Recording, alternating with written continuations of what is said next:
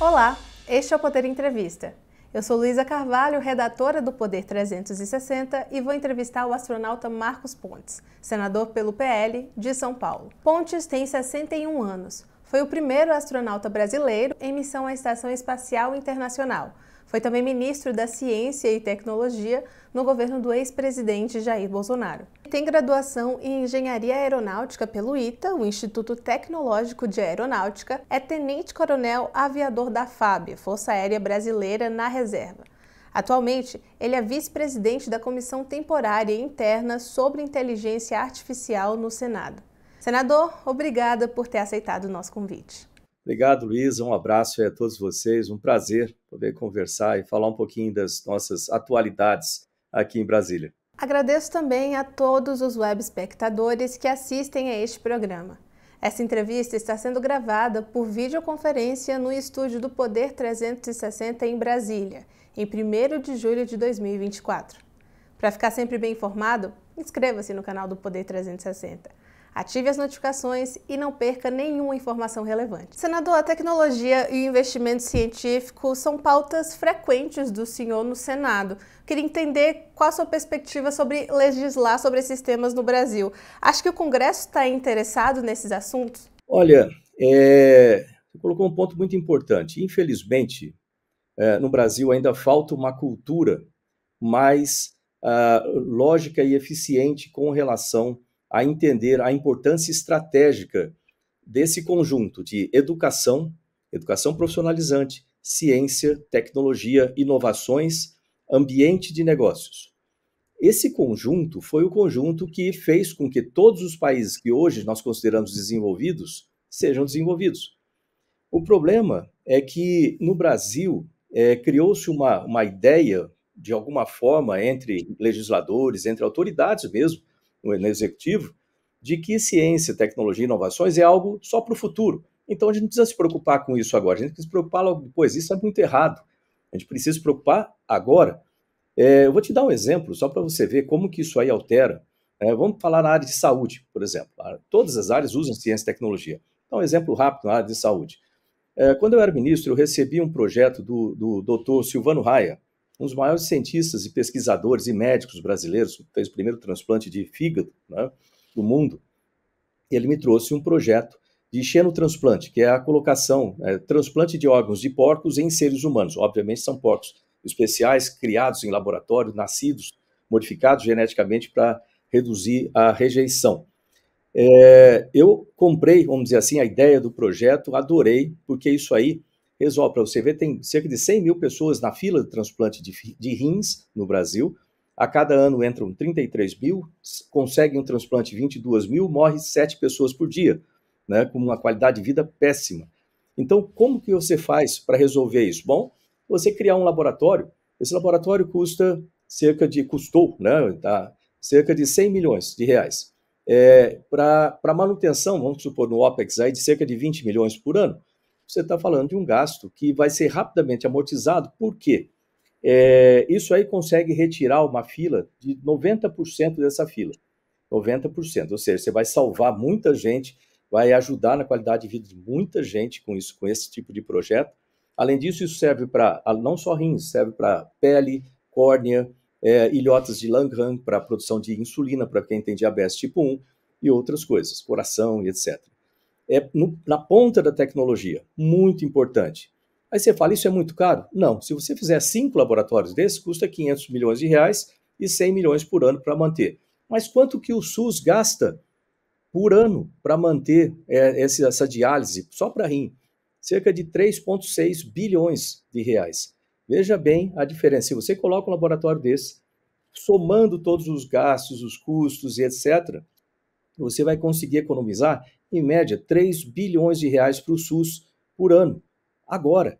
Então, você vê que a tecnologia, ela economiza, a tecnologia melhora a qualidade de vida, e não é uma coisa para ser pensada lá depois, tem que ser pensado agora. É uma das lutas que sempre que eu tenho para demonstrar isso, né, para outros parlamentares, demonstrar isso, inclusive, para o executivo também.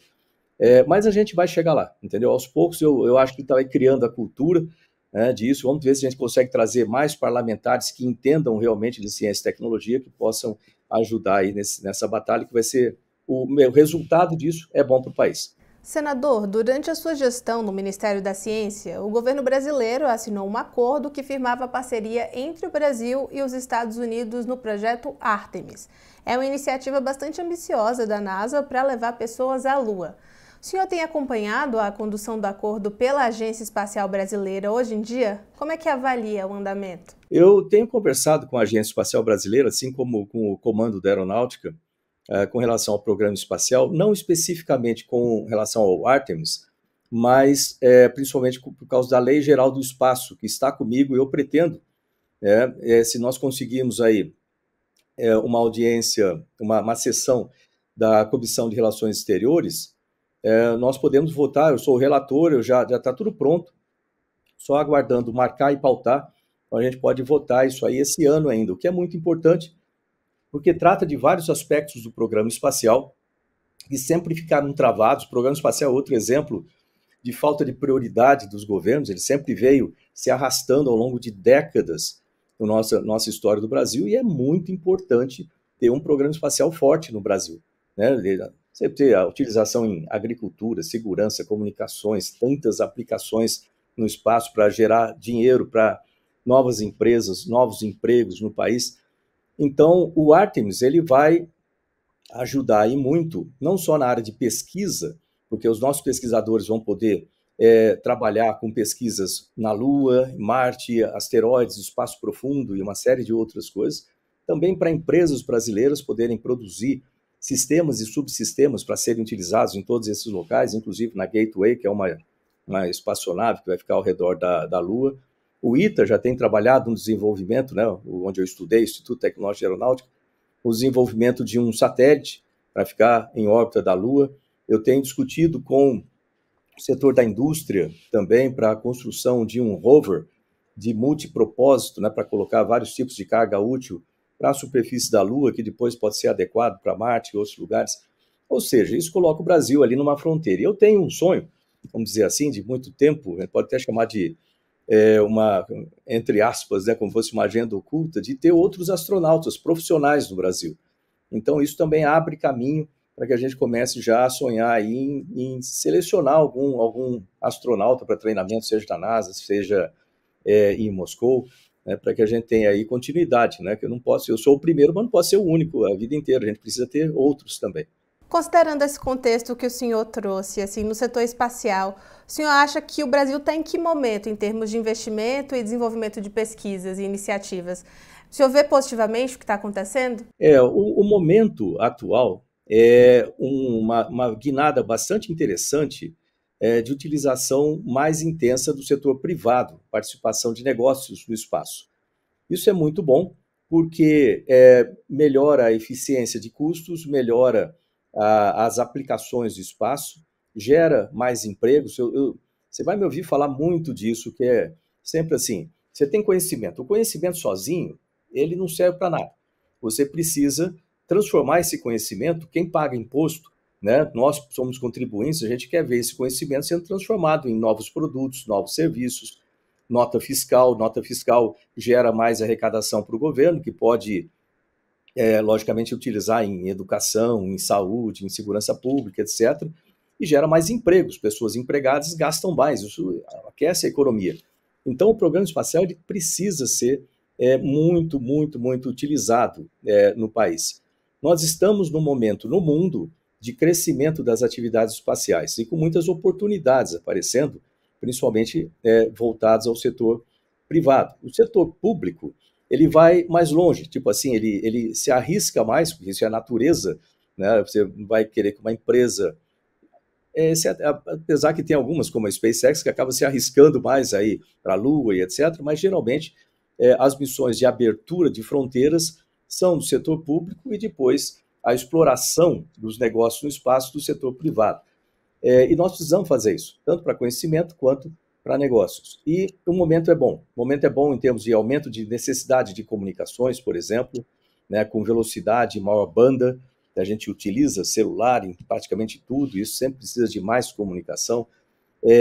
A utilização intensa de dados também com inteligência artificial, com a aplicação da inteligência artificial nos diversos setores inclusive na área científica, o que precisa também uma capacidade de comunicações e telecomunicações muito maior, o desenvolvimento de mais comida para o planeta como um todo, de uma forma sustentável, que significa utilizar o mesmo terreno que a gente já utiliza, mas com maior produção. Isso precisa também do espaço e muitas outras aplicações. Então, isso aí, ao mesmo tempo que são problemas a serem resolvidos, usam o espaço como um meio de solução e podem gerar com essas soluções também outras soluções acessórias e muito importantes, que é a geração de empregos, desenvolvimento econômico, social e assim por diante. Ou seja, está num momento muito bom. Mas, vou de novo bater na tecla que eu falei o tempo todo, né, como ministro, continuo falando como senador, que não se pode descuidar do financiamento de pesquisa e desenvolvimento no país.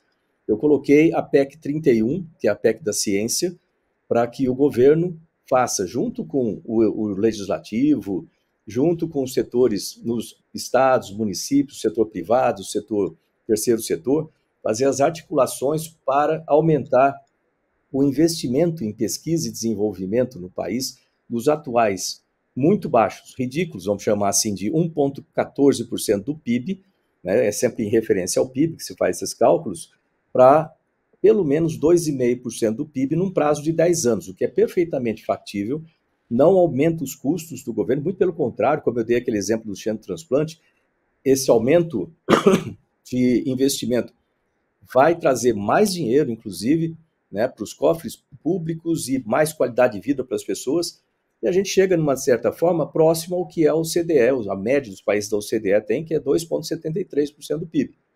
Mas, de novo, precisa de seriedade para se passar esse projeto de lei, uma PEC, né, a PEC 31, né, o pessoal pesquisar é PEC 31, eu preciso do apoio de toda a comunidade científica, de todo o setor produtivo, do próprio governo. O país tem que ter um apoio do país para que a gente tenha investimento adequado no setor e, com isso, o país possa almejar, né, esse desenvolvimento que se fala tanto, mas isso não vai ser feito se não tiver investimento constante em pesquisa e desenvolvimento. E como é que o senhor avalia o trabalho atual do Ministério da Ciência? Olha, para falar bem a verdade, eu não estou muito satisfeito, não. Por quê?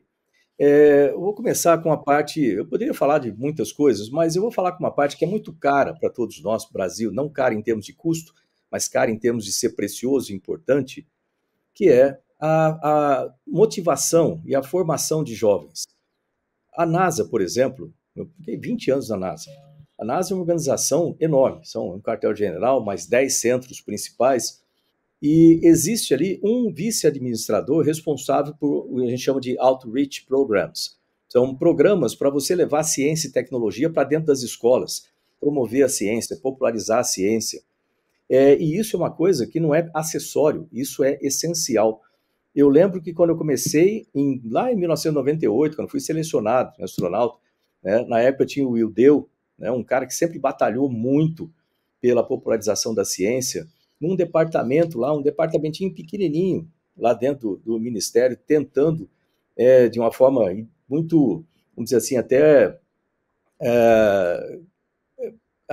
heróica, né, promover a popularização da ciência. A gente fez lá o primeiro trem da ciência, etc. E eu fiquei com aquilo na cabeça, falei, quando eu entrei como ministro, eu falei, esse setor vai ter que se transformar numa secretaria. Aí eu criei uma secretaria de promoção e popularização da ciência, com essa finalidade de levar ciência e tecnologia para dentro das escolas, formação de professores, Olimpíadas científicas. Nós apoiávamos 62 Olimpíadas que vão desde sociologia, antropologia na área de humanidades, ciências sociais, até matemática, física, astrofísica, passando por oceanos, medicina, inteligência artificial e etc. Tudo isso aí traz motivação para esses jovens, você descobre talentos, e são esses jovens que vão equipar o nosso setor de ciência e tecnologia, vão ser pesquisadores, vão ser gestores de ciência.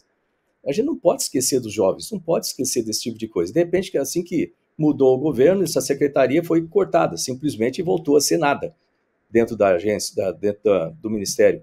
É só um exemplo de coisas que eu não fiquei nem um pouquinho satisfeito em ver acontecendo.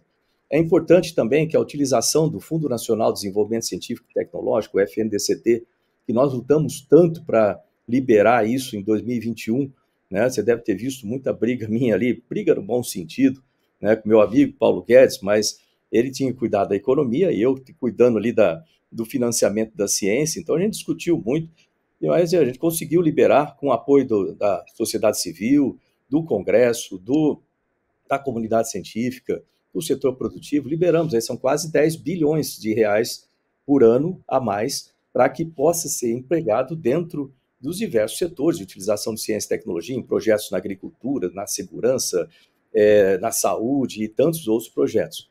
Mas existe todo um critério para que isso seja feito, tem que se obedecer ali aos primeiros conselhos temáticos para se aprovar os projetos, depois, dentro do secretário executivo tem que aprovar a juridicidade, se o projeto está de acordo, para depois subir no Conselho Superior, presidido pelo ministro, né, com 17 membros titulares, mais 17 suplentes, para realmente destinar esses recursos, e é possível fazer isso de forma expedita, mas precisa se respeitar o processo como um todo, para se dar mais transparência e se dar, logicamente, a possibilidade democrática de participação dos diversos setores na distribuição desses recursos de forma eficiente e lógica. Eu não tenho visto isso acontecer, isso é muito preocupante, é importante que se tenha esse cuidado. Outra coisa é se colocar eixos estratégicos de desenvolvimento, por exemplo, materiais avançados, eixo de transformação digital, de biotecnologia, a conexão entre eles e dar sequência nos projetos. O que a gente não pode fazer é, a cada 4 anos, alterar tudo, entendeu? Tem que dar sequência nos projetos. Quando eu peguei do Kassab, conversei com ele, vi quais os projetos que ele tinha na cabeça, dei continuidade nos projetos dele, enquadrei em eixos, a gente organizou tudo. A questão ideológica de mudar de uma ideologia para outra não pode nunca ser superior à prioridade que nós temos que dar para o dinheiro público e a utilização eficiente desses recursos, tanto de dinheiro, energia, pessoal e assim por diante. Então, tem que se dar continuidade nos projetos. Como pensar assim, é um programa de Estado, não é um programa de governo. Quem está de serviço ali sentado na cadeira de ministro tem que dar prosseguimento nos projetos de forma que o Brasil tenha aí sucesso, como teve Coreia do Sul, por exemplo, como teve Israel e assim por diante. Países que usaram a ciência e tecnologia da maneira correta, com projetos de Estado, com visão de longo prazo, para se ter resultados. Senador, o senhor é um grande entusiasta do trabalho da SpaceX, né? Uma vez já declarou que seria interessante que o Brasil tivesse uma SpaceX brasileira, uma SpaceX nacional. Recentemente, o governo Lula, o presidente, fez algumas declarações não muito elogiosas ao Elon Musk, que está à frente da SpaceX, depois de Elon Musk ter publicado alguns tweets sobre Alexandre de Moraes. Como é que o senhor avalia esse episódio? Eu acho que o presidente Lula não tem condições de conhecimento para avaliar a importância da SpaceX, do trabalho que eles fazem. E o que eu tenho ouvido o presidente Lula falar muito é simplesmente crítica para um lado para o outro, mas eu não vejo, sinceramente e infelizmente, nenhuma declaração dele um pouco mais longa que ele possa trazer, por exemplo, um eixo estratégico. Sei lá, ele pode pegar e falar assim, olha, vou falar com vocês hoje aqui sobre hidrogênio verde ou hidrogênio de baixo carbono. Qual é o plano do Brasil para essa área? Bom, eu quero fazer, começando lá na formação, no desenvolvimento do agronegócio para esse setor, depois das tecnologias necessárias, desenvolvimento do ambiente de negócios, do ecossistema de produção, e a gente vai chegar em tal ponto. Ou seja, eu não estou vendo nenhum projeto ser apresentado, não estou vendo nenhuma proposta decente ser apresentada, simplesmente crítica, é por causa do Bolsonaro, é por causa do Elon Musk, é por causa de fulano e ciclano.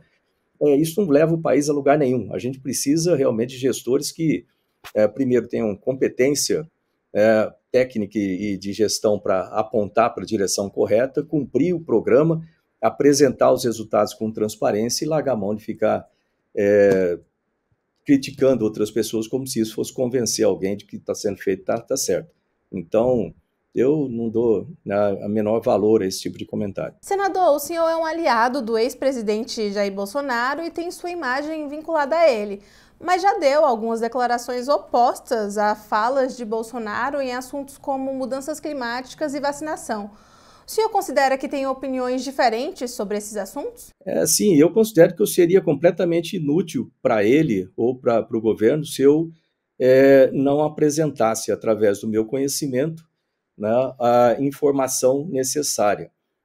uma das piores coisas que você pode ter como gestor, eu falo isso, por exemplo, eu fui ministro ali de duas pastas importantes, Ciência, Tecnologia e Inovações, ministro de Comunicações, você precisa ter no seu grupo, né, de pessoas, secretários, por exemplo, você precisa ter as discussões, né, as pessoas precisam apresentar as coisas. Eu não conheço tudo, por exemplo, como é que eu vou saber de telecomunicações, todos os detalhes de telecomunicações? Eu tenho um especialista ali que entende mais do que eu de telecomunicações, um que entendia muito mais do que eu de radiodifusão e assim por diante. E se eles concordarem comigo com tudo, eles são inúteis para mim, porque aí eu não preciso de ninguém, eu posso sozinho fazer as coisas e tomar decisões certas ou erradas. Você precisa ter assessores, gestores junto contigo que entendam das áreas e falem para você o que é aquele setor, se está certo, se está errado, se concorda ou não concorda. Eu conheço o Bolsonaro, ele é amigo meu. Então, muito antes ou acima de ser ministro e presidente, é uma questão de amizade. Então, você imagina se você não ajudar o seu amigo trazendo a informação, mesmo que aquilo não seja, e muitas vezes não vai ser, aquilo que a pessoa quer ouvir, entendeu? Desculpa a palavra, mas de puxa-saco a gente está já cheio, não precisa, a gente precisa de gente que ajude a tomar a decisão correta. Portanto, sim, em alguns dos temas, por exemplo, vacina, né, vacina é importante, a gente tem tanto que na minha gestão eu criei lá em Minas Gerais, junto com o BHTEC, com a Universidade Federal de Minas Gerais, aproveitei uma estrutura já existente para criar ali o Centro Nacional de Desenvolvimento de Vacinas. O Brasil nunca tinha desenvolvido nenhuma vacina, por incrível que pareça. Eu não sabia disso, para ser bem honesto, que eu sou de outra área, sou de aeronáutica, né, de engenharia aeronáutica. Então, quando os cientistas me falaram que o Brasil nunca tinha desenvolvido nenhuma vacina, eu fiquei surpreso. Falei, bom, o Brasil produz um monte. Eu falei, peraí, produz com a tecnologia de outros, mas não com a tecnologia nossa. A gente nunca desenvolveu nenhuma vacina. Então, mais de 200 anos atrasados. Eu falei, isso não é possível. Vamos desenvolver vacina no Brasil, então. Foi por isso que a gente criou lá o centro. Tem a doutora Ana Paula, lá, por exemplo, é uma cientista sensacional e está lá hoje, desenvolvendo, inclusive, vacina para cocaína. Você vê, para viciados em cocaína, um negócio impressionante, né? Mas eles estão trabalhando lá, eles conseguindo transformar o conhecimento, utilizando melhores práticas de laboratório, biotério, a Anvisa trabalhando junto, para desenvolver vacinas nacionais. A gente não pode esperar, por exemplo, que a Noruega vai fazer vacina para dengue. Então a gente precisa cuidar aqui e ser o país assumir uma função importante geopolítica de ser o centro de desenvolvimento do hemisfério sul do planeta Terra, em termos de vacinas e outras tecnologias, né? Então, pois esse é um dos pontos. Nós temos hoje muito desenvolvimento importante disso, graças ao esforço que nós fizemos no Ministério de Ciência e Tecnologia, colocando recursos, com dificuldade, mas conseguindo com a FNDCT e com a expedito, vamos dizer assim, com uma forma expedita lá pela FINEP também. Outro setor, né, quando se fala de mudança climática. Mudança climática, não importa se... Tem gente que fala, não, mudança climática vem de mudanças da Terra, ciclos naturais da Terra. Tem um grupo pequeno de cientistas que fala desse ponto.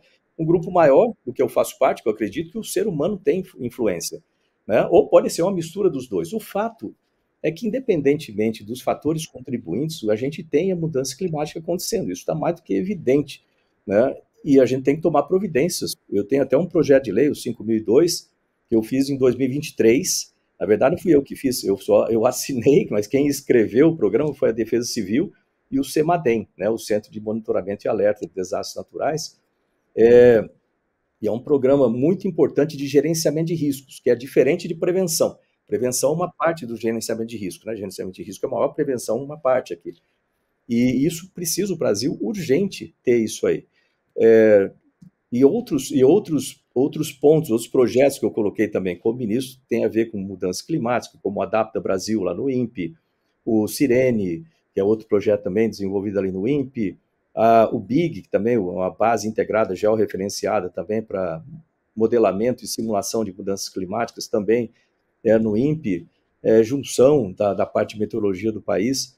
A gente precisa tomar atitude, a atitude tem que ser agora, independente. De novo, aquela questão, não adianta a gente ficar discutindo, distraindo com discussões inúteis e laterais, a gente precisa tomar atitude e ir em frente, sabe, para resolver esses problemas. E precisa dos outros países, né? E precisa destruir narrativas erradas, que às vezes entram outros interesses também, seja na área econômica, agricultura, etc., enquanto o planeta não tomar uma atitude séria, né, e aí a gente cobra também dos órgãos centrais, como a ONU, etc., tomar uma atitude séria, não no sentido de ficar apontando o dedo um para o outro, mas de ter dados corretos, todo mundo calcular junto os dados no planeta todo, sentar e começar a fazer uma transição que a gente use aí para que a gente tenha um planeta melhor, né? Caso contrário, a gente não vai ter basicamente não vai ter um planeta no futuro. Senador, mas levando em conta essas ideias opostas, como o senhor mesmo citou, o senhor considera que seu eleitorado seja diferente do de Bolsonaro? Não, eu acho que as pessoas me conhecem já, sabem dos meus pontos, sabem como que eu encaro, né, a ciência, a tecnologia, essa é a minha vida o tempo todo, afinal de contas, eu fui chamado pelo presidente Bolsonaro para ser ministro de Ciência, Tecnologia e Inovações, não porque eu era um político de um partido A ou um partido B. Eu fui chamado por causa do meu conhecimento e qualificações no setor. Então, é óbvio que você tem que esperar, da mesma forma que o Paulo Guedes, o cara foi chamado porque ele, o entendimento dele, a conhecimento, a qualificação em economia, né? A Tereza Cristina em agricultura e assim por diante. Então, ele sabia disso, né? E o eleitorado, a gente não pode achar que as pessoas não percebam ou não têm capacidade intelectual para entender essas coisas, né, e acompanhar. São pessoas que acreditam em mim, né, que sabem de como eu sou, acreditam no presidente Bolsonaro. Nós compartilhamos valores, e isso sim é uma coisa muito importante, compartilhamos valores muito importantes como Deus, pátria, família, liberdade, democracia de verdade, né, e não autoritarismo disfarçado de democracia.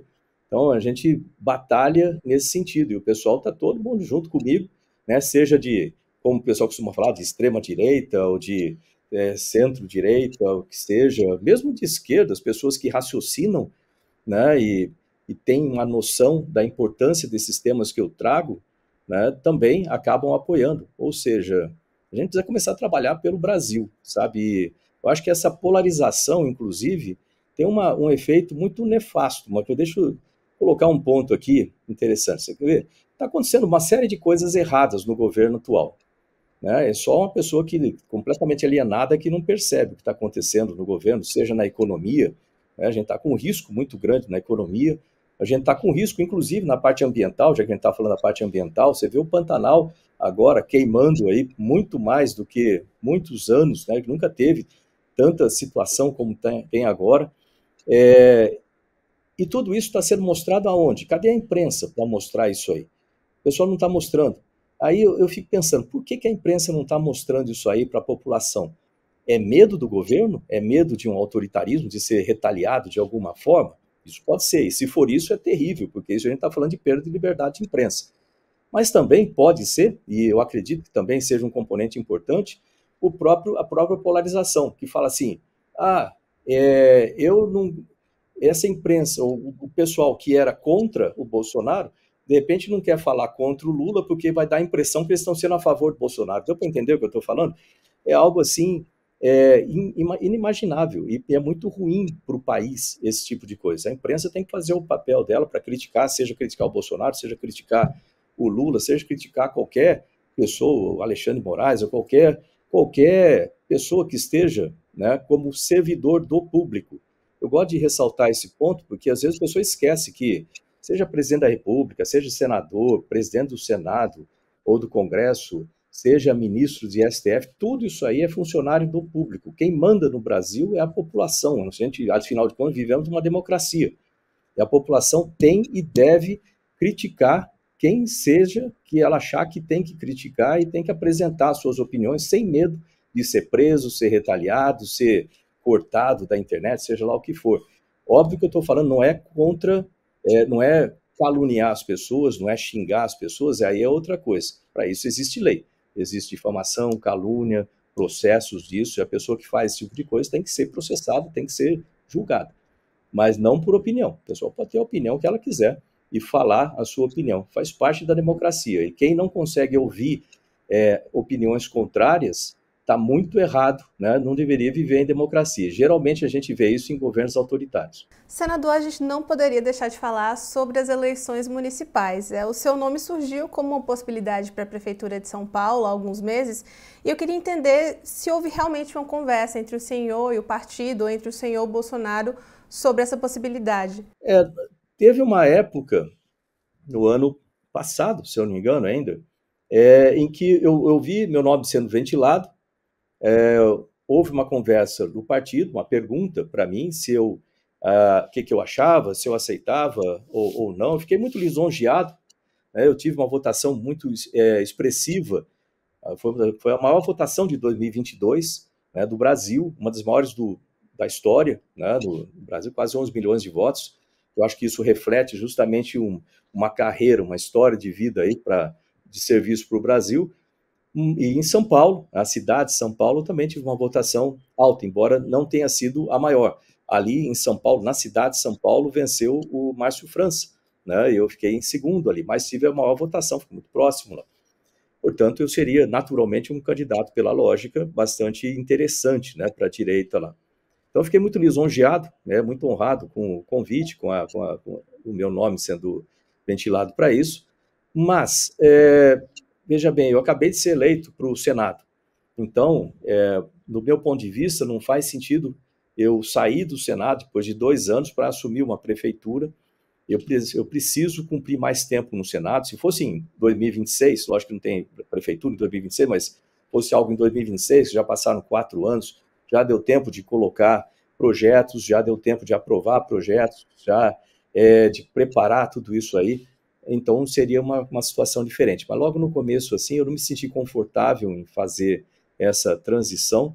Eu acho que quem votou em mim também não espera que eu saia depois de 2 anos. Depois de 4 anos, eu vejo como aceitável. Estou falando aqui, tirando o chapéu de senador, botando o chapéu de eleitor, né? Eu acho que a gente tem que ter o tempo necessário ali, que a gente vota na pessoa para ela estar lá. Então, 4 anos talvez seja um tempo bom, até 2026.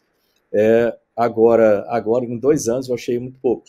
Mas eu fiquei lisonjeado, em todo caso, e estão acompanhando. Agora eu vejo a sequência, eu estou acompanhando os desenvolvimentos, né, o apoio do PL para o Ricardo Nunes, e agora com a escolha ali do vice, né, do coronel, eu acho que está uma boa chapa. Agora a gente precisa reforçar ali as qualidades, o que ele tem feito na cidade de São Paulo, né, as coisas boas que ele tem feito, o fato dele conhecer bem a cidade de São Paulo, logicamente por estar como prefeito, e as propostas que ele tem. De novo, eu sempre sou a favor de propostas, eu não gosto de críticas, eu gosto de sair um criticando o outro. Eu acho isso perda de tempo, eu acho inutilidade, eu acho que tem que apresentar propostas. Ele tem propostas para apresentar, eu estou vendo lá, acompanhando, e na hora certa, né, de acordo com a orientação, de forma que a gente tenha uma participação mais eficiente, sinérgica com tudo isso, e alinhar a minha participação lá para poder ajudar na campanha também. Então a gente pode esperar uma candidatura do senhor no futuro para a prefeitura? Eu não sei, depende da hora lá, né? Vamos ver como é que as coisas evoluem, né? Então, dentro desse contexto, uma frase que eu ouvi há muito tempo, e eu achei muito interessante, volta e meia eu lembro aqui em Brasília, que acho que era do Ulisses Guimarães, falando que política é igual nuvem, cada vez que você olha, ela está de um jeito diferente, né? Tem um cenário diferente. E eu acredito muito em Deus. Vai até falar, por que tem uma coisa a ver com a outra, né? Mas eu acredito muito em Deus. O que eu acho? Eu acho que na hora certa, as coisas certas vão acontecer da maneira certa e você se coloca ali à disposição. O que eu sei é o seguinte, eu coloquei a minha vida inteira, desde o tempo lá de tenente da Força Aérea, voando lá em Santa Maria, com meu filho no berço, em casa, decolando de madrugada com um avião antigo, monomotor, instrumento, para cumprir missões da Defesa Aérea ou do Comando Aeronáutico. Isso não é por causa do salário, obviamente, né? Porque o salário de tenente é bem baixo, né? Isso é por causa da bandeira que você carrega, do amor, e para servir o seu país. Eu tenho servido o Brasil a minha vida toda, e eu vou continuar a fazer isso até onde eu aguentar, né? Onde estiver funcionando tudo, né? Eu vou fazer isso. Portanto, eu sempre me coloco à disposição, né, do Brasil, seja do Senado, seja, sei lá, governo de alguma coisa, o que for, aí para frente, desde que eu veja que a minha participação é importante e que ela pode ajudar mais pessoas, você vai ficando velho também, né? Não tem muito sentido você construir coisas para você. Tem sentido você fazer coisas para os outros. Acho que a vida passa a ter esse sentido, para quando você chegar mais velhinho, lá na hora de ir embora, vamos dizer assim, para decolar para o último voo, você olhar para trás e falar assim, pô, valeu a pena, né? Valeu a pena. Significa encarei as missões que tinha que encarar, algumas vezes você acerta, às vezes você erra, mas você nunca desistiu. Essa é a parte boa. E eu vou continuar aí a servir o país. Vamos ver o que acontece lá em 2026, 2028, 2030, o que acontece aí pela frente. Eu vou estar sempre à disposição para decolar, para defender o país. Senador, mudando um pouco de assunto e já encaminhando aqui para o final, o senhor participa em 2 de julho do Fórum de Competitividade, que nesse ano vai ter como tema a transformação digital como caminho para o desenvolvimento. Na sua avaliação, quais são os impactos desse processo para a produção científica no Brasil? Olha, são enormes e crescentes. Deixa eu falar uma coisa. Quando eu fui escolhido para ministro de Ciência e Tecnologia, na verdade, o presidente Bolsonaro tomou essa decisão lá em março de 2018, aí depois eu fui efetivado, vamos dizer assim, mais no final de 2018, nós começamos a transição 3 meses antes. Eu controlei a transição, né, da área de ciência e tecnologia, eu fiquei lá todos os dias naquele centro cultural do Banco do Brasil ali, escolhi os membros do ministério a dedo, né, tipo empresa, sabe, eu escrevi os requisitos para cada uma das posições e selecionava por requisito, né? Lógico que quando eu tinha uma pessoa de confiança que preenchia os requisitos, obviamente esse seria um ótimo candidato. Mas se tivesse uma outra que eu não conhecia ainda, mas que tinha mais requisitos para aquilo, é como se fosse uma empresa, né? E com isso aí eu mandei fazer também na época, tipo de uma análise SWOT, né, de fortitudes, fraquezas, oportunidades e riscos, né, do setor de ciência, tecnologia e inovações no Brasil e no mundo, para ver onde que seria melhor investirmos, né, no setor, quais eixos estratégicos. Surgiram duas vertentes principais muito claras. Uma de biotecnologia, que envolve aí desde bioinsumos para agricultura até vacinas e passando por remédios e muitas outras coisas, né, na área de biotecnologia, e outro na área de transformação digital, que inclui inteligência artificial, internet das coisas, computação quântica, muitos outros envolvimentos do setor, conectividade e tal. E você vê que isso se comprovou, né, e tem se comprovado cada vez mais. A utilização desses recursos digitais, eles já estão no nosso dia a dia, estão nas empresas, estão no setor público também, melhoram a eficiência, não tiram empregos. Deixa eu ressaltar isso aí, porque às vezes o pessoal fala, vai perder muito emprego com a inteligência artificial ou com a utilização dessas novas tecnologias. Não, transforma empregos, isso sim. Existe uma necessidade clara de maior qualificação e formação de pessoal. Por isso que eu criei, por exemplo, a Frente Parlamentar para o Ensino Profissionalizante e Tecnológico, que tem uma função essencial, né, de prover qualificação, tanto para jovens quanto para pessoas que estão mudando de carreiras, para que eles tenham qualificação para entrar no mercado de trabalho ou empreender nesses setores. Mas a transformação digital tem uma importância enorme. Quando a gente fala cada vez mais em dispositivos smart, por exemplo, né? Desde smartphones até smart cities, smart roads, né? Cidades inteligentes, estradas inteligentes. Hoje tem muitos desses conceitos. Você vai precisar de uma miríade, vamos dizer, desde sensores, né, que vão utilizar novos materiais, como grafeno e muitas outras coisas, até a interpretação desses dados, seja um multiplexador, de multiplexador ali para juntar tudo isso, trazer esses dados, como você vai transmitir tudo isso, então telecomunicações, sistemas de comunicação, fibra ótica e tantas outras maneiras de transmitir os dados, análise desses dados, aí entra inteligência artificial, entra a própria qualificação de pessoas para interpretação, montagem de bancos de dados, e depois transformar isso aí, né, na prática. São os atuadores, entram robóticas, entram uma série de outros sistemas, né, para colocar isso aí, traduzir para o ambiente real, sai do virtual, entra para o real. Você vê, só aqui uma passagem rápida, a quantidade de coisas, né, que existe nesse setor.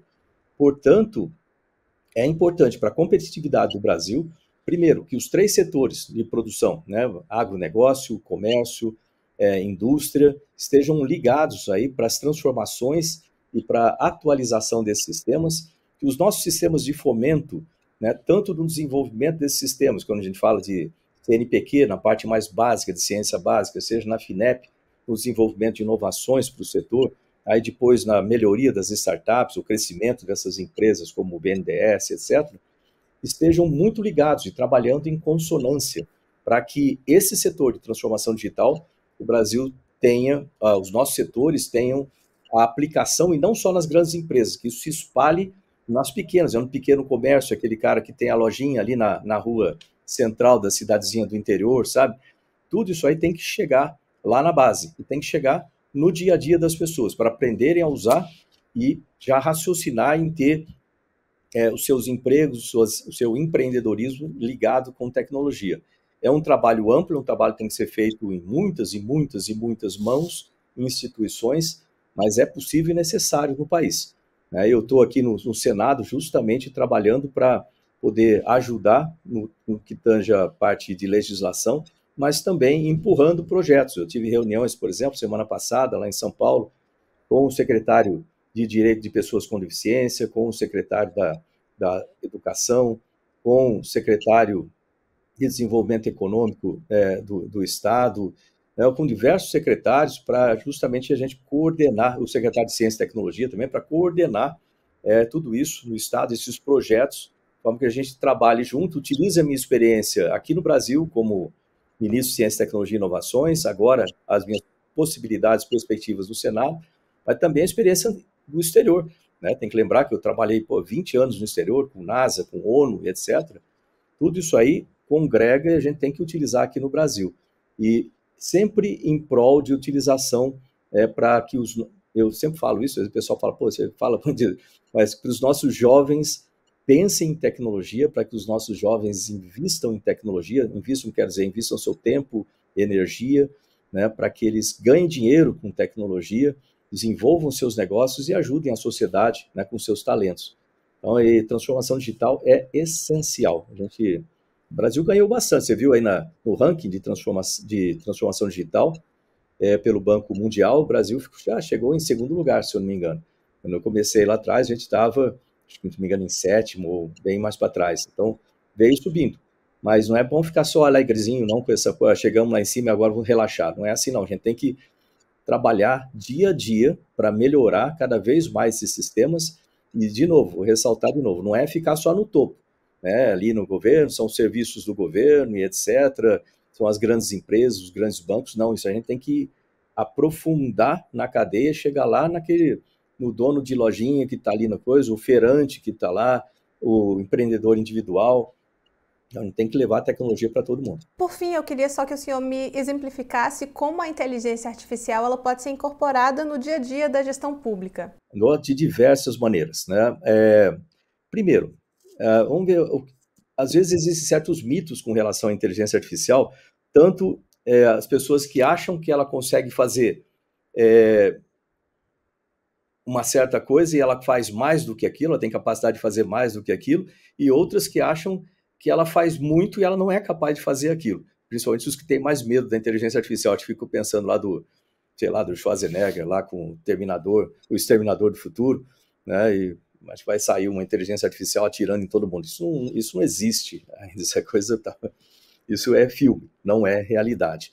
Por outro lado, tem muita coisa que a inteligência artificial pode fazer que a maior parte das pessoas ainda não sabe e não se deram conta que isso pode melhorar a sua eficiência no dia a dia. Isso é todo mundo em geral. Quando a gente fala especificamente nas atividades do serviço público, quando você diz no tratamento de banco de dados, por exemplo, você poder fazer cruzamento de bancos de dados. Imagina, por exemplo, todo o nosso Brasil conectado, interligado em banco de dados no setor de segurança pública, por exemplo, de forma que você possa fazer esse cruzamento, inclusive com dados bancários, com outros dados, sempre tendo em mente, logicamente, proteção de dados, que é importante, os direitos de privacidade e proteção de dados, mas o governo ele tem condição de fazer esse cruzamento todo, de forma que você possa, por exemplo, combater o crime organizado. Se você quer combater o crime organizado, vai lá combater o dinheiro do crime organizado, vai fazer o rastreamento de tudo isso, como é que entra esses recursos, para onde eles vão, quem está utilizando, E é possível fazer isso, ou seja, o setor de cruzamento de dados para inteligência é uma das coisas óbvias que a gente pode fazer diretamente com inteligência artificial, que pode ajudar e muito aí a reduzir a criminalidade e melhorar a segurança pública, né, para todos nós. Setor de saúde, né, o setor de saúde, todo o controle de filas, ajustar o que precisa ter, aonde e por quê. Né? Vamos dizer assim, eu preciso ter um hospital de alta complexidade aqui, vai cobrir essa região, e aqui eu vou precisar de hospitais de média complexidade, de baixo atendimento básico. Você consegue fazer um estudo, uma otimização de tudo isso aí, que vai economizar dinheiro e melhorar a eficiência do serviço de saúde, né, dentro de um estado, dentro de uma região, dentro do município, assim por diante. Então, tudo isso também é possível se fazer com otimização por inteligência artificial.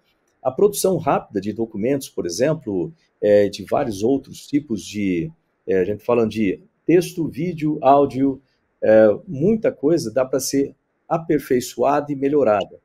A educação, inclusive a formação de pessoal, né, para o setor público também, treinamento, né, do pessoal do setor público também, inclusive o treinamento para a utilização de inteligência artificial, como se fosse um ciclo, né, também pode e precisa ser feito utilizando essas ferramentas.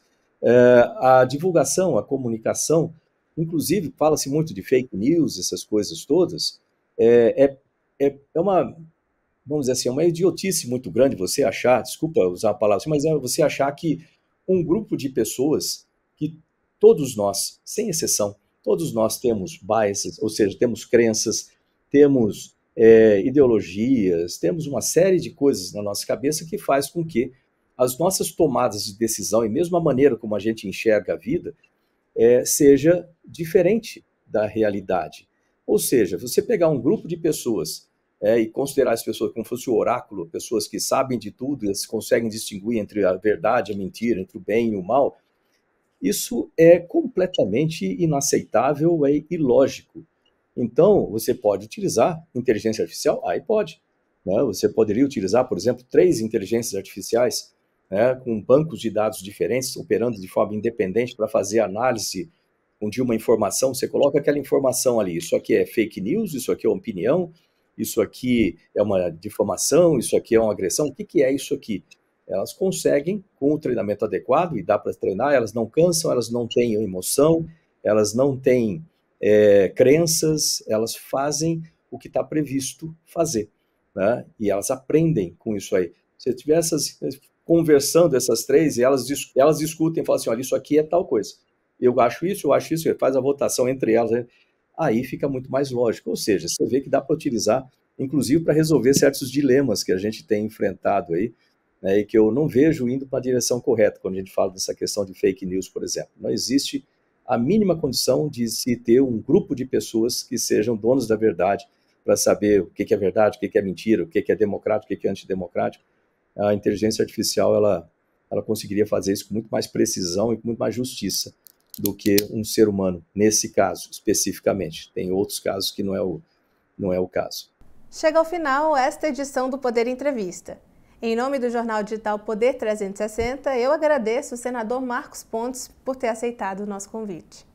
Obrigado, Luiz, obrigado a todos aí. Eu estou aqui à disposição no Senado, né? Aqueles que quiserem entrar em contato, entrem em contato com a gente aí, a gente coloque suas ideias, se sentir a necessidade aí de alguma legislação ou alguma modificação, inclusive para os setores, conversem com a gente está aqui para isso, é para servir o Brasil. Obrigado. Agradeço também a todos os web espectadores que assistiram a este programa. Esta entrevista foi realizada por videoconferência, gravada no estúdio do Poder 360, em Brasília, em 1º de julho de 2024. Para ficar sempre bem informado, inscreva-se no canal do Poder 360, ative as notificações e não perca nenhuma informação relevante. Muito obrigada e até a próxima. Poder Monitor. Acesse agora e ganhe 30 dias grátis.